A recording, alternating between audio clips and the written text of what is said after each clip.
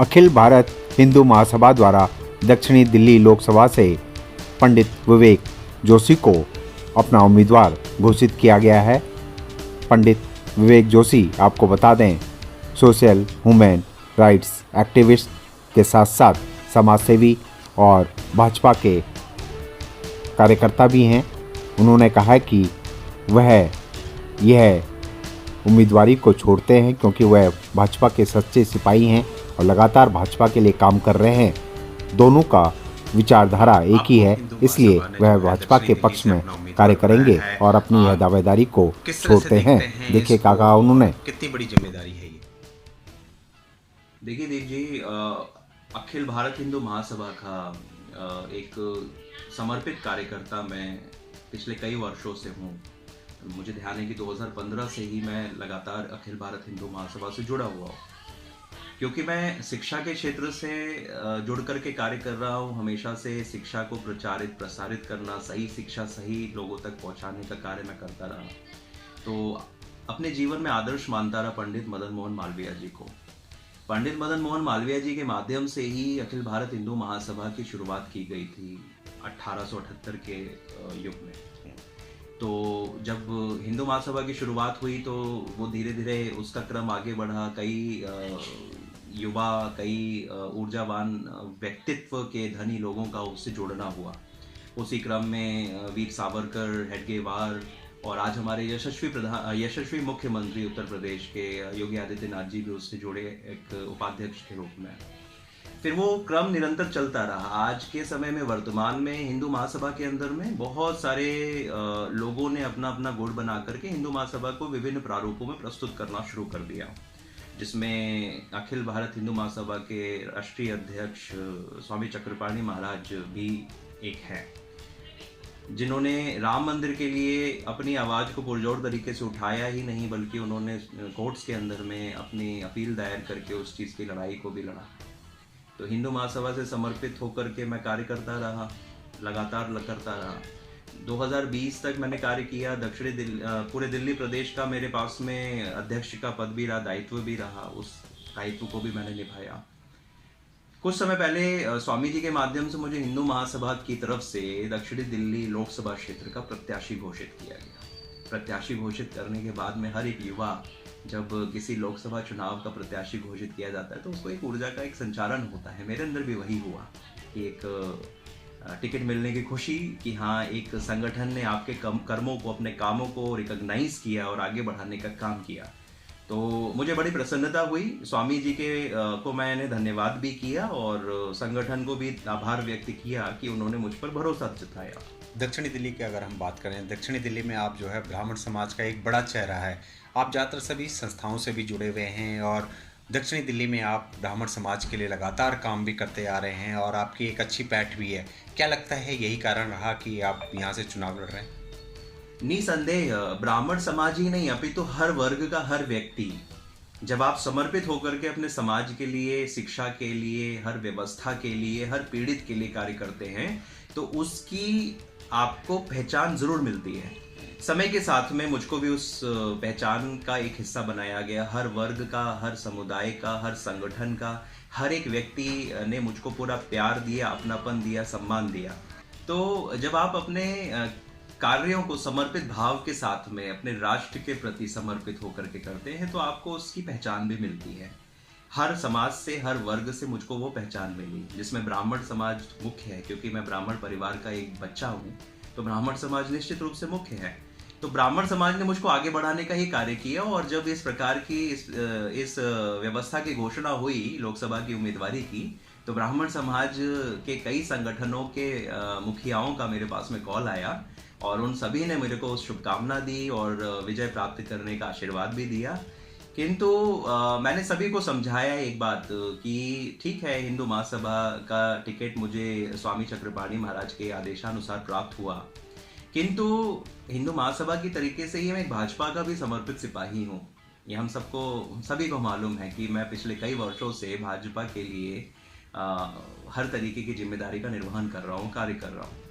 तो भारतीय जनता पार्टी का समर्पित सिपाही हूं। आज नरेंद्र मोदी जी के माध्यम से, हमारे प्रधानमंत्री जी के माध्यम से जिस भी प्रकार के कार्य किए जा रहे हैं वो राष्ट्र को उन्नति की ओर लेकर के जा रहे हैं।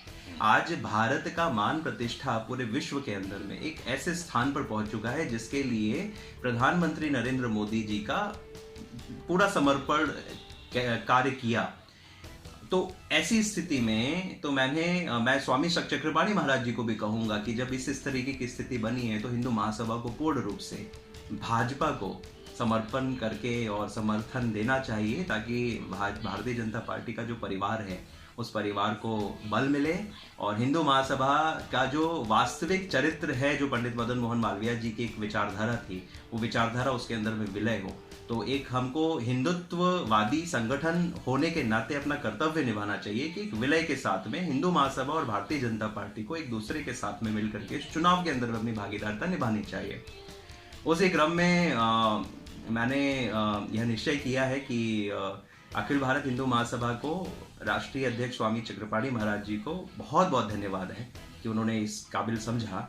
किंतु इस लोकसभा चुनाव के अंदर में यह चुनाव अखिल भारत हिंदू महासभा के बैनर पर मेरे लिए लड़ पाना मुमकिन नहीं होगा, क्योंकि मैं मोदी जी की विचारधारा और उनके परिवार का एक हिस्सा हूं और मैं नहीं चाहता कि अपने परिवार के खिलाफ खड़ा होकर के अपने स्वार्थों की सिद्धि के लिए आगे बढ़ूं। तो मैं इसी प्रकार से निरंतर भारतीय जनता पार्टी की हिंदू महासभा की समर्पित रूप से कार्यकर्ता के रूप में, एक सैनिक के रूप में सेवा करता रहूंगा।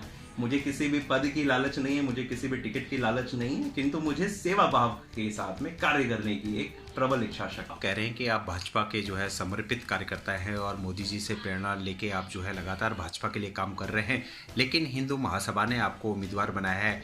आप क्या अब अगला कदम क्या रहेगा, आप किस तरह से? देखिए दीप जी, बड़ा क्लियर एक मेरी अवधारणा है और मैं क्लियर हूँ अपने काम को लेकर के बड़ा, कि कोई कंफ्यूजन की स्थिति में नहीं रहता। आज तक समर्पित होकर के सेवा भाव से अपने लोगों के लिए, अपनी जनता के लिए, अपने समाज के लिए, अपने राष्ट्र के लिए कार्य किया है। कभी भी स्वार्थ को नहीं देखा है। आगे भी इसी प्रकार से निरंतर यह क्रम जारी रहेगा। ये एक मेरे लिए तो सौभाग्य का विषय है कि किसी संगठन ने मुझको रिकॉग्नाइज किया और आगे बढ़ाने का काम करने के लिए उन्होंने मुझको प्रोत्साहित किया। वो अवसर मुझे प्राप्त हुआ। वो अवसर अभी यह समय उचित नहीं है उसका। उस अवसर से आगे बढ़ करके अब जब आगे की योजनाओं की बात करें तो निश्चित रूप से मैं अपने क्षेत्र की सेवा करता रहूंगा। सेवा पार्टी की भी करता रहूंगा, भारतीय जनता पार्टी के परिवार का हिस्सा बन करके। आगे किस प्रकार से क्या होगा, यदि चुनाव लड़ने वाली बात है तो चुनाव आगे मैं लड़ूंगा नहीं लड़ूंगा, यह निर्णय जो है वो हमारे शीर्ष नेतृत्व का है। यदि शीर्ष नेतृत्व मुझ में एक युवा और एक ऐसा भाव देखेगा कि मैं उनके लिए सूट करता हूं, पार्टी के लिए एक जन सेवक बन करके आगे कार्य करने के लिए मेरे अंदर में क्षमताएं हैं, प्रतिभा है, तो और वो मुझे आदेश प्राप्त होता है तो मैं निश्चित रूप से उसमें पीछे नहीं हटूंगा।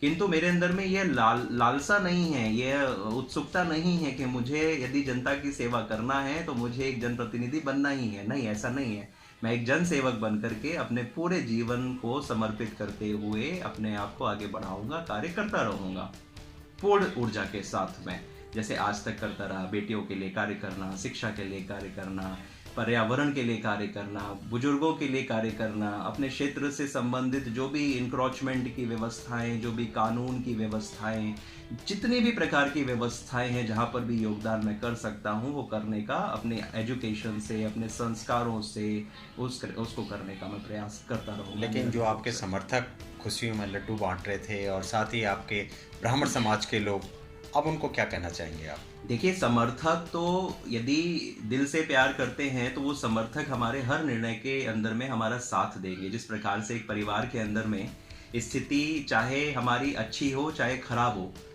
हर परिवार का हर व्यक्ति उस स्थिति में एक दूसरे के साथ में खड़ा होता है।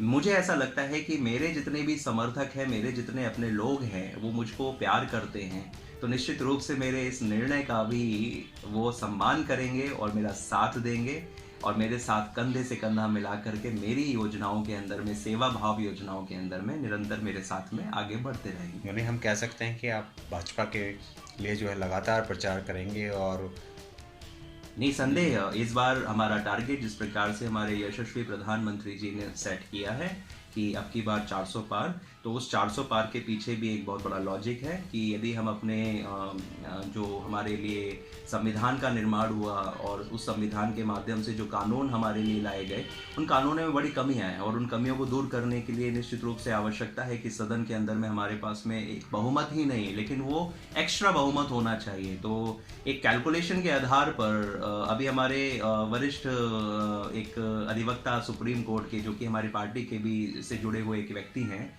माननीय अश्वनी उपाध्याय जी, वो हमेशा से कहते आते हैं अपने लेक्चर्स के अंदर में कि यदि हमको अपने संविधान को पूर्ण रूपेण भारत के माहौल के परिप्रेक्ष्य बनाना है तो उसके लिए हमें आवश्यक है कि सदन के अंदर में संख्या बल होना चाहिए। तो भाजपा के जो है सच्चे सिपाही की तरह काम कर रहे हैं, क्या लगता है लोकसभा चुनाव में आप किस तरह से काम करेंगे, इसके बारे में कुछ कहेंगे? देखिए, लोकसभा का जो चुनाव अब चुनावी बिगुल जो बच चुका है उसके अंदर में दिल्ली के यदि 7 सीटों पर चुनाव की बात करें तो 25 मई का दिन जो है वो तय किया गया है। 25 मई के दिन के लिए दिल्ली के अंदर 7 सीटों के ऊपर में जो 7 प्रत्याशी हैं बहुमुखी प्रतिभा के धनी प्रत्याशी हैं और उनको भी जो पार्टी की तरफ से एक अवसर प्राप्त हुआ है, तो उस अवसर के अंदर में जो हर संभव प्रयास मेरा हो सकेगा उस प्रयास को करते हुए अपने सभी कैंडिडेट के लिए जनता के बीच जाकर के, घर घर जाकर के उस भावना का प्रचार प्रसार, मुझसे मैं अपने क्षेत्र की सेवा करता रहूँगा, सेवा पार्टी की भी करता रहूँगा, भारतीय जनता पार्टी के परिवार का हिस्सा बन करके।